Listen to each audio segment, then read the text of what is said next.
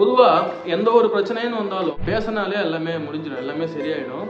But நம்ம யாருமே அந்த பேசணுங்கிற பாயிண்ட் ஆஃப் வியூவில் போகவே மாட்டோம். நம்ம எல்லாருக்குள்ளேயே இருக்கிற ஒரு பெரிய குறைனே நான் இதான் நினைக்கிறேன். ஒரு ப்ராப்ளம்னு ஒன்று வரும், அந்த ப்ராப்ளத்துக்கு சொல்யூஷன் வந்து நம்ம 2 பேரும் மனசு விட்டு பேசினாலே சரியாயிடும்.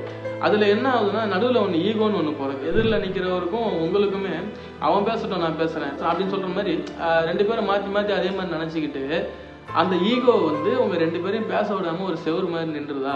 ஸோ இது வந்து பல வருஷங்களாக தொடர்ற மாதிரிலாம் நிறைய பகைகள்லாம் இருக்குது. ஒரு விஷயம் நடக்குது, அதுக்கு காரணம் நீங்களாக தான் இருப்பீங்க. நீங்கள் சம்மந்தப்பட்ட 2 பேராக தான் இருப்பீங்க.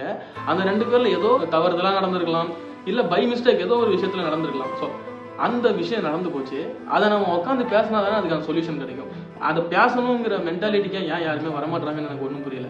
ஆக்சுவலாக எல்லா பிரச்சனைக்குமே தீர்வு நம்ம கையில் தான் இருக்குது. நம்ம எதாக இருந்தாலும் ஒரு விஷயத்த பேசணும்னா